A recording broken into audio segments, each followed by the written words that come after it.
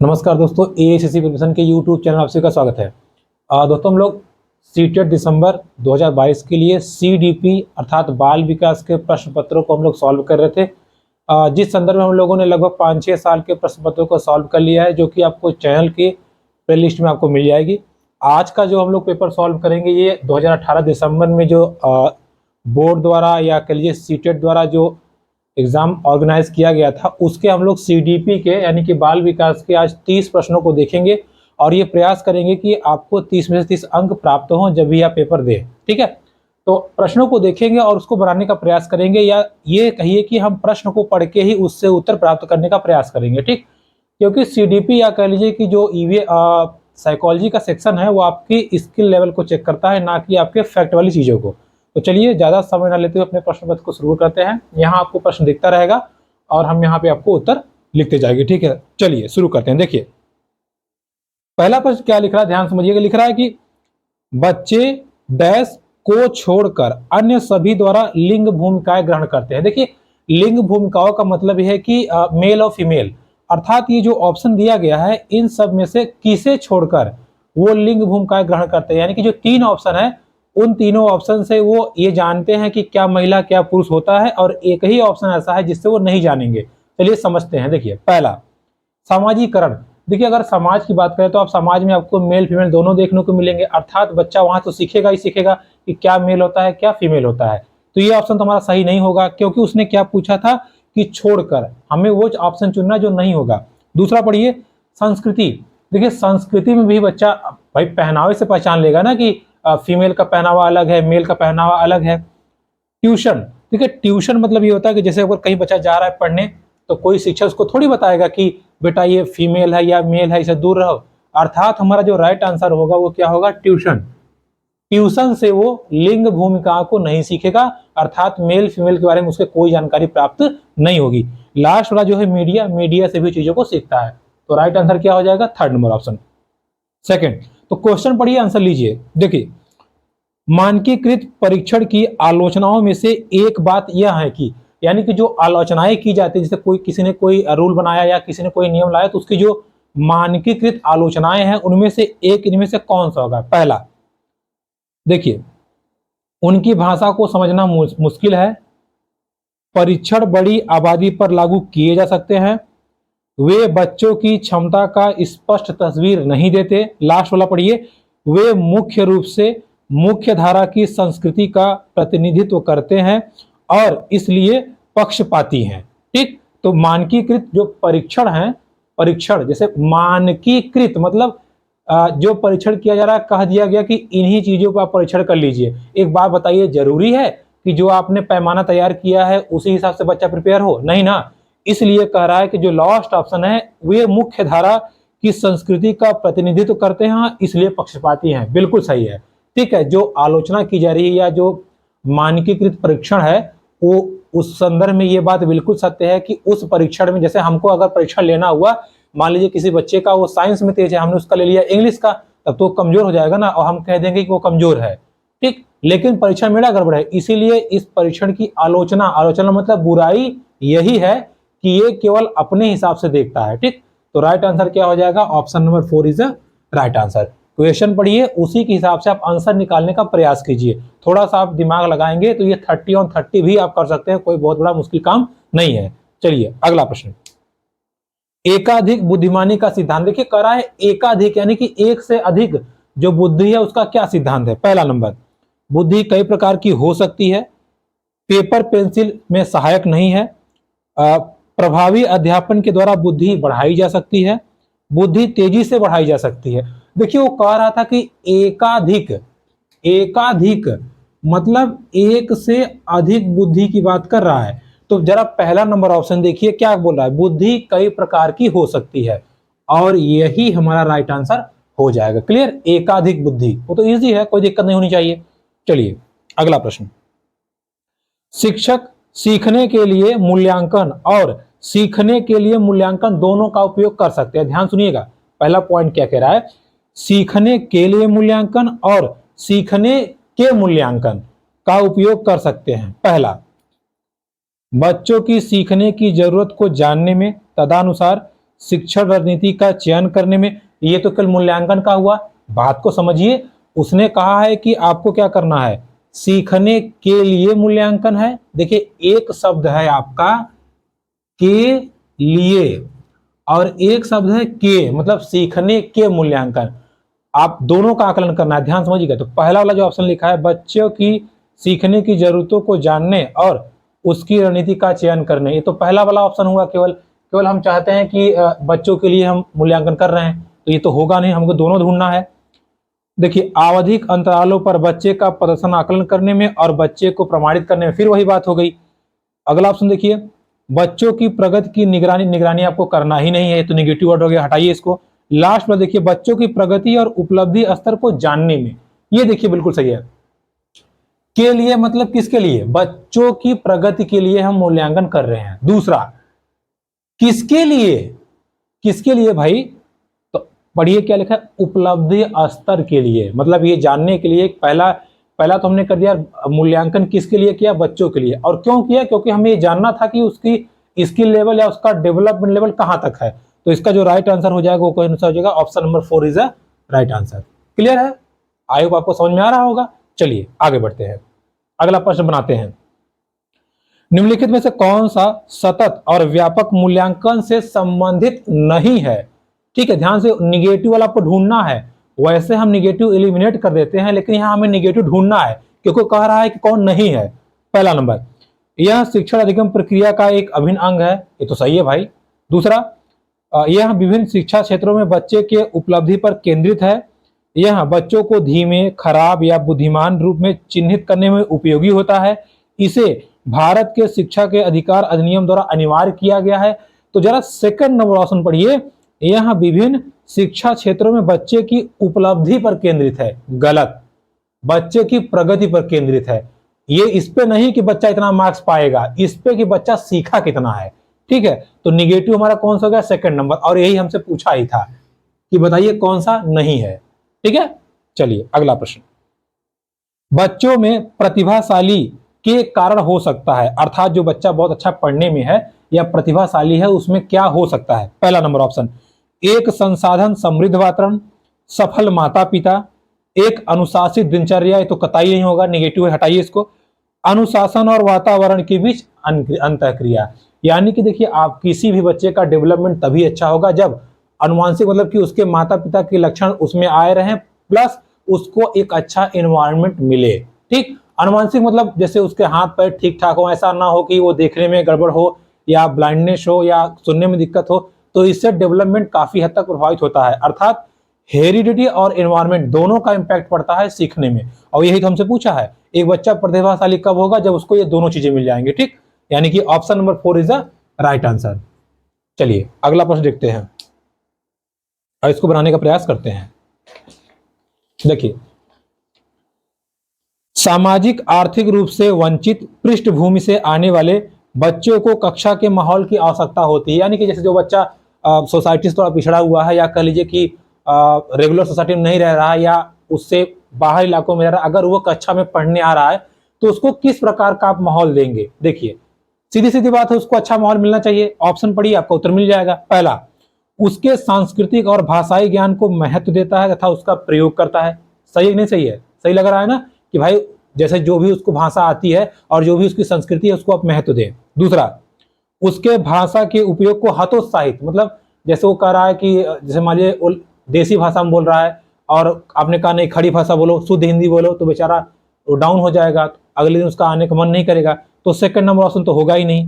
Third number पढ़िए, बच्चों को उनकी क्षमताओं के आधार पर वर्गीकृत, मतलब बच्चा आया, आपने कहा तुम कमजोर हो, चलो तुम इधर रहोगे, तो अपने आप को समझेगा कि मैं इनसे अलग क्यों हूं, वो डिमोरल होगा। लास्ट वाला पढ़िए, उन्हें अच्छा व्यवहार सिखाता है। ये ठीक है, लेकिन बेस्ट आपका आंसर पहला वाला है। कैसे, उनके सांस्कृतिक और भाषाई ज्ञान को महत्व देना पड़ेगा। यानी कि एक अच्छा ऐसी कक्षा का निर्माण कीजिए आप, जहां पे बच्चा जब आए उसके भाषाई ज्ञान को और उसका जो भी ज्ञान पूर्व नॉलेज है उसको आप महत्व दें। ठीक है, तब उसका वहां पे मन लगेगा। तो इसका आंसर क्या हो जाएगा, option number first is the right answer. Clear है, चलिए आगे बढ़ते हैं, अगला प्रश्न बनाने का प्रयास करते हैं। देखिए 8वां नंबर, कक्षा में सृजनात्मक और प्रतिभाशाली बच्चों के लिए आवश्यक हस्तक्षेप निर्भर करता है। यानी कि जो प्रतिभाशाली और सृजनात्मक बच्चे हैं वो किस बात पर निर्भर करते हैं? पहला, उन्हें अतिरिक्त समय दिए जाने पे। एक बात बताइए, जब बच्चा टैलेंटेड है तो उसको एक्स्ट्रा समय देने की क्या जरूरत है? तो कर लेगा, तो ये ऑप्शन होगा नहीं। उनके प्रति स्नेही नाते होने पर, या उन्हें अन्य बच्चों की पढ़ाने की जिम्मेदारी देने पर, या शिक्षक द्वारा अनुकूलित और प्रेरक निर्देशन तरीकों के उपयोग पर। तो जो टैलेंटेड बच्चा होगा ना, आप जैसे कहेंगे बेटा देखो इस कार्य को ऐसे करो और आप ऐसे करो तो कर लो, वो खट से उस चीज को सीख जाएगा। यानी कि जो भी आप उसको देखिए, निर्देशन लिखा है, अनुशासन नहीं लिखा है। आप उसको जब निर्देश देंगे तो उसी हिसाब से वो काम करेगा, और यही इसका राइट आंसर होगा। ठीक है, प्रतिभाशाली बच्चों की क्वालिटी। क्लियर है? चलिए, बस आप प्रश्न पढ़िए, प्रश्न ही आपको उत्तर बताएगा कि वो क्या पूछना चाह रहा है आपसे। तो जैसे ही आप चारों ऑप्शन पढ़ेंगे ना, खट से निकल के आ जाएगा, अच्छा यही होना चाहिए। बस ये ध्यान रखे रहिए कि प्रश्न हमसे निगेटिव आंसर पूछना चाह रहा है या पॉजिटिव। जैसा पूछेगा वैसा हम काम कर देंगे। अगला प्रश्न, अति संवेदनशील बच्चों को सीखने में मदद करने के लिए निम्नलिखित में से कौन सा तरीका उपयुक्त नहीं है? ठीक है, नहीं यानी कि आपको निगेटिव ढूंढना है। इसमें 3 तरीके होंगे जो सही होंगे, एक निगेटिव वाला गड़बड़ होगा। चलिए, पहला, अधिगम के वैकल्पिक तरीकों की पेशकश। भाई सीखने के लिए उससे अलग अलग तरीकों को आप अपना रहे हैं तो अच्छी बात है। दूसरा, उनके दैनिक कार्यक्रम की शारीरिक गतिविधि का समावेशन, मतलब सारी गतिविधियों को आपने समाहित कर दिया, ये भी ठीक ठाक है। बेचैन होने पर अक्सर उन्हें फटकार लगाना, ये तो होगा नहीं, और यही हमसे पूछा है, यानी कि आपको उसको डांटना नहीं है। तो right answer 3rd number option. अगला, अलग अलग सोच रखने वाले पैटर्न पर उन बच्चों की पहचान करते हैं जो आपको हम बार बार बता रहे हैं। जैसे मान लीजिए ये देखिए, अगर कोई बच्चा है, ठीक है, मान लीजिए कोई बच्चा है, ठीक, अब ये क्या कह रहा है, ये इसके दिमाग से एक सोच है कि खेल के बारे में, फिर पढ़ाई के बारे में, फिर नई नई चीजों को बनाने के बारे में, फिर अनुशासन में रहता है, फिर अपने प्रश्न पूछता है, सारे प्रश्न खुद करने का प्रयास करता है, समस्या आने पर टीचर से पूछता है, अर्थात ये एक साथ सारी चीजों को कर रहा है। मैंने आपको बताया था, जब दिमाग कई क्षेत्रों में सोचता है तो उसको हम क्या कहते हैं? अपसारी। क्या बोलते हैं? अपसारी। और इसी को कहा जाता है बच्चे में क्रिएटिविटी ज्यादा है, अर्थात बच्चा क्या है? सृजनात्मक है, सृजनशील है, वो नई नई चीजों को बना सकता है। तो इसका जो राइट आंसर होगा सृजनात्मक है। 2nd नंबर ऑप्शन इसका राइट आंसर हो जाएगा, ये आप ध्यान रखिएगा। ठीक है, डाइवर्जेंट जो थिंकिंग होती है बड़ी खतरनाक होती है। ठीक, चलिए आगे बढ़ते हैं। अगला प्रश्न देखते हैं 11 नंबर।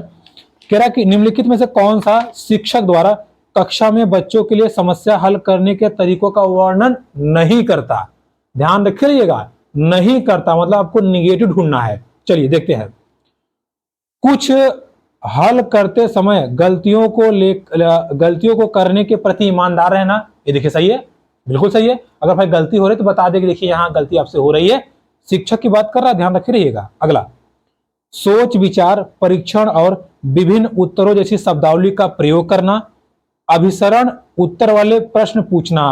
ध्यान समझिएगा, अभी मैंने आपको बताया था अपसारी, अब आ गया अभिसरण। अभिसरण मतलब शिक्षक को देखिए ये नहीं करना चाहिए।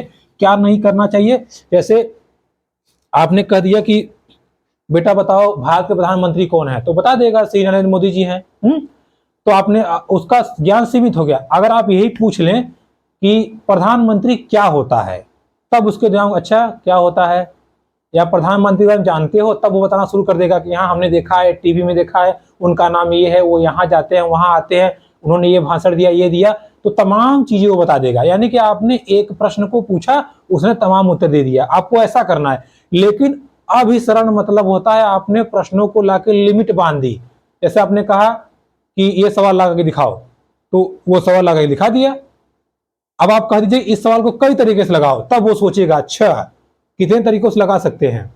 तो जब आपने ये कर दिया मतलब आपने उसको सृजन करने पे मजबूर कर दिया, वो करेगा। लेकिन अभिसरण मतलब होता है आपने लिमिट बांध दी, और ये एक अच्छे शिक्षक की निशानी नहीं होती। तो इसका राइट आंसर क्या हो जाएगा? 3rd नंबर ऑप्शन इसका राइट आंसर हो जाएगा। क्लियर है? चलिए अगला प्रश्न, निम्नलिखित में से कौन सा एक संवेग है? देखिए संवेग मतलब होता है मनोस्थिति, यानी कि दिमाग की चीजें, जैसे ध्यान, उत्तेजना, स्मृति। जब से आप ध्यान से पढ़ रहे हैं तो कोई दिक्कत नहीं। उत्तेजना मतलब एक्साइटमेंट की, जैसे सर ने पूछा दो आप हम बताएंगे, ठीक है, तो ये संवेग थोड़ी है। और स्मृति मतलब मेमोरी, ये भी संवेग नहीं। संवेग वो है जो फटाक से अचानक से आ जाए, चला जाए। समय में जैसे अभी आधी रात को आप सोए रहिए और अकेले रहिए और बाहर अगर छम छम की आवाज आए तो अरे ये कौन है भाई, ठीक है आप डर जाएंगे, अरे बाप रे बाप कौन है ना। लेकिन जब आप दरवाजा खोले तो अरे यार ये तो अपनी वाली है, तो आप खुश हो जाएंगे, वाह वाह वाह वेरी गुड, ठीक है। तो ये होता है संवेग। अचानक आपके मन में डर था और अचानक जैसे आपने देखा ओ हो oh my God this is my, तो आप खुश हो गए। तो संवेग क्या है, डर, ठीक है। तो आपका first number option is right answer हो जाएगा। चलिए अगला प्रश्न।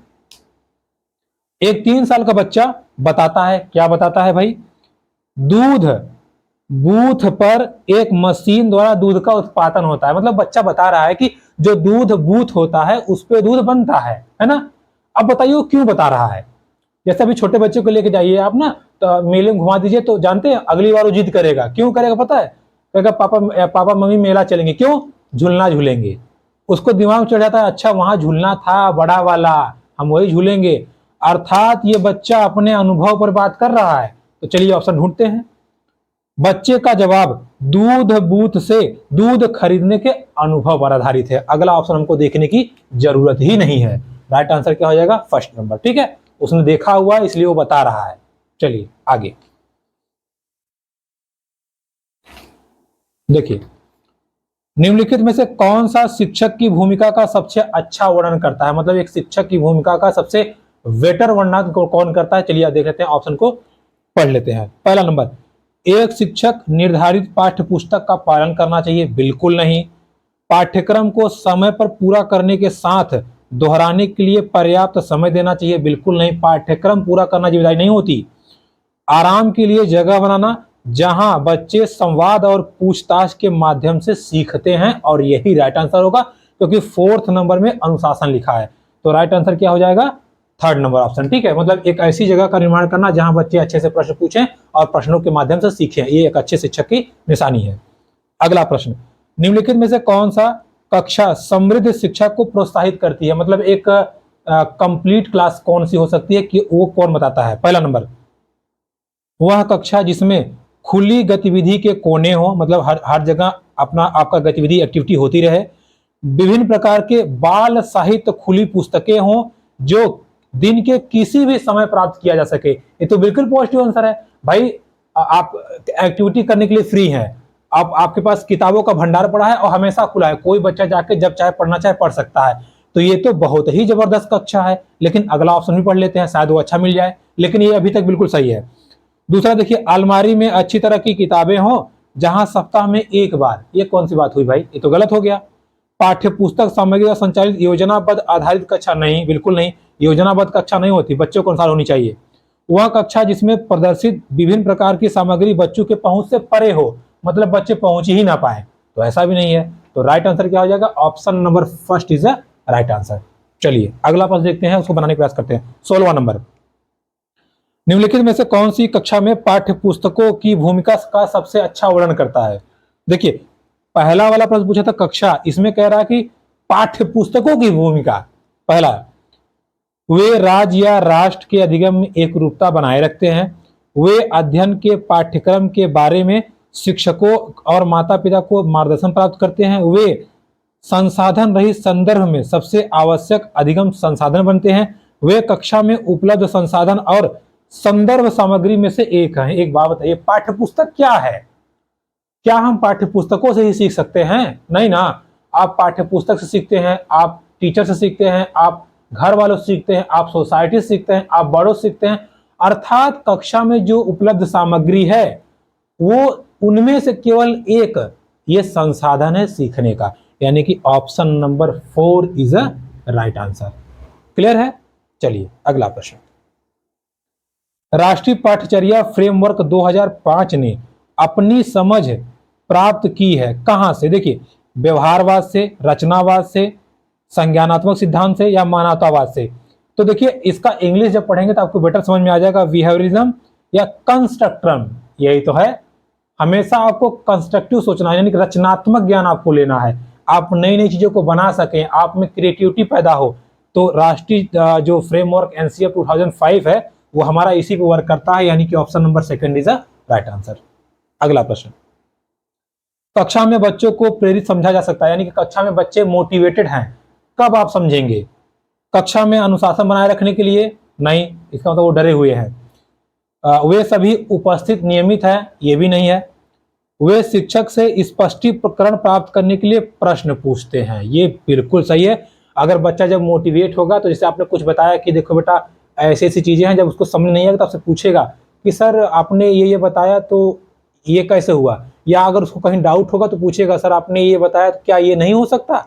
यानी कि वो बिना डरे अगर मोटिवेट रहेगा, आपने उसको प्रोत्साहित किया है तो आपसे वो लगातार प्रश्न पूछेगा। तो इसका राइट आंसर क्या हो जाएगा? Option number 3 is the right answer. Clear है?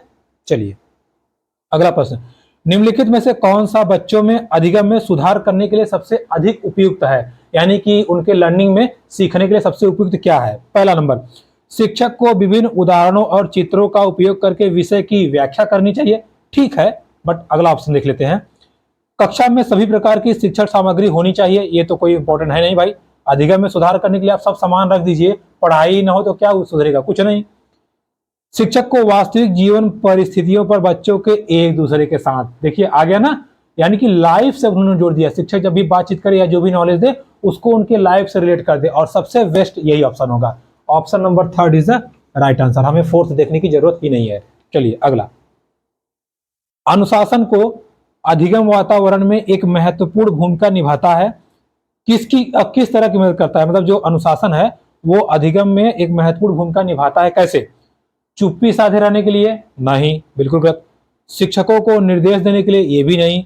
रट कर याद करना? ये तो कतई नहीं होगा। लास्ट वाला पढ़िए, बच्चों को अपनी शिक्षा को विनियमित और मॉनिटर करने के लिए। ये बिल्कुल सही है। अगर बच्चे डिसिप्लिन सीखेंगे तो वो खुद मॉनिटरिंग करेंगे, मतलब मॉनिटरिंग खुद करेंगे कि देखो यहाँ ये चीजें करनी है, हमको इस हिसाब से चलना है, तब हम चीजों को सीख पाएंगे। ठीक है, डिसिप्लिन जरूर एकदम बिल्कुल जरूरी है, बट इतना नहीं कि बच्चे असहज महसूस करें। तो राइट आंसर क्या हो जाएगा? Option number 4 is right answer. Clear है? चलिए अगला प्रश्न हम लोग बनाते हैं, उसको करने का प्रयास करते हैं। देखिए, आनुवंशिकता और पर्यावरण की भूमिका के बारे में कौन सा कथन सत्य है? सीखने और प्रदर्शन करने की एक बच्चे की क्षमता जीनों द्वारा पूरी तरह निर्धारित की जाती है? बिल्कुल नहीं, जीन द्वारा ही है। जीन मतलब होता है आनुवंशिकता। वातावरण का भी तो इम्पैक्ट पड़ता है, तो होगा ही नहीं। अच्छी देखभाल और पौष्टिक आहार बच्चे किसी भी जन्मजात विकार को दूर किया जा सकता है। देखिए, अगर कोई जन्म से अंधा है तो क्या आप उसको बहुत अच्छा खिला पिला के सही कर सकते हैं? नहीं ना। तो कह रहा है कि जन्मजात विकार को सही कर सकते हैं? नहीं कर सकते, ये भी गलत। पर्यावरण केवल आ गया तो ये भी निगेटिव, खत्म। यानी कि option number 4 is right answer. विकास के कुछ पहलू आनुवंशिक और कुछ पर्यावरण से अधिक प्रभावित हैं। बिल्कुल, कुछ विकास के जो कुछ पार्ट हैं वो आनुवंशिक से प्रभावित होंगे, यानी कि हेरिडिटी से, और कुछ पहलू जो होंगे वो एनवायरमेंट से इफेक्टेड होंगे। यानी कि option number 4 is right answer. Clear है? अगला प्रश्न, निम्नलिखित में से कौन सा कथन पियाजे के अनुसार नहीं कहा जा सकता? यानी कि जो पियाजे ने कहा है उसके अनुसार कौन नहीं है? देखिए, बच्चे अपनी दुनिया के बारे में ज्ञान का निर्माण और उपयोग करते हैं। ये सही है भाई। जीन पियाजे का संज्ञानात्मक सिद्धांत ये है। निरंतर अभ्यास से अधिगम होता है? ये नहीं है। बच्चे अपने पर्यावरण पर क्रिया करते हैं? ये भी सही है। विकासात्मक गुण चरणों में था? बिल्कुल। जीन पियाजे का आपको सिद्धांत पता होगा तो उन्होंने 4 सिद्धांत दिया था। 0 से 2 वर्ष, 2 से 7 वर्ष, 7 से 11 वर्ष, 11 से 18 वर्ष। लेकिन जो सेकंड नंबर है, निरंतर अभ्यास से विकास होता है, ये किसने दिया था? ये थॉर्नडाइक ने दिया था, अभ्यास और त्रुटि का सिद्धांत। तो ये जीन पियाजे ने नहीं दिया था। यानी कि इसका राइट आंसर क्या हो जाएगा? Option number 2। अगला प्रश्न, निम्नलिखित में से कौन सी पूर्व संक्रियात्मक विचार की सीमा नहीं है? यानी कि पूर्व संक्रियात्मक मतलब होता है कि जब बच्चा 2 से 7 वर्ष तक रहता है तो उस, जैसे आपको पता होगा कि 0 से 2 वर्ष जो रहता है वो संवेदी पेशी है या इंद्रियजनक, और जो 2 से 7 वर्ष होता है ये क्या होता है? पूर्व संक्रियात्मक, और जो 7 से 11 होता है ये औपचारिक या अमूर्त, मूर्त, और उसके बाद 11 से 18 वर्ष का अमूर्त। क्लियर है? तो इसकी बात कर रहा है। 2 से 7 वर्ष का जब बच्चा होता है पूर्व संक्रियात्मक, उसकी लिमिटेशन कौन नहीं है पूछ रहा है? नहीं है। देखिए, प्रतीकात्मक विचार करना या विचार का विकास, तो बच्चा देखिए जब 2 से 7 वर्ष का रहता है ना, तो अगर आप उसको दिखा दो कि गिलास ऐसा होता है तो उसको समझ सकता है, अच्छा गिलास ऐसा होता है। दूसरा पॉइंट, अहम मानता है, मतलब अपने आप को श्रेष्ठ मानता है छोटा बच्चा। ठीक है, ये भी सही है। अनुत्क्रमणिकता मतलब जैसे होता है कि इनवर्सिबिलिटी, मतलब जैसे कि आप जो काम करेंगे जिसका आप मना करेंगे ना उसको वही करने में मजा आता है। लेकिन लास्ट जो लिखा है ध्यान केंद्रित करने की प्रवृत्ति, तो जो छोटे बच्चे हैं होते हैं उनका कंसंट्रेशन किसी एक चीज पे नहीं रहता, हमेशा बदलता रहता है। कभी कभी आप देखते हो कि रोता रहेगा, अचानक हंसने लगेगा, फिर हंसता रहता अचानक रोने लगेगा, यानी कि उनमें कंसंट्रेशन की कमी होती है, और यही एक लिमिटेशन है जो कि आपका लास्ट 4 नंबर ऑप्शन इसका राइट आंसर है। ठीक है, विकास के पहलू में इसका कोई रोल नहीं है।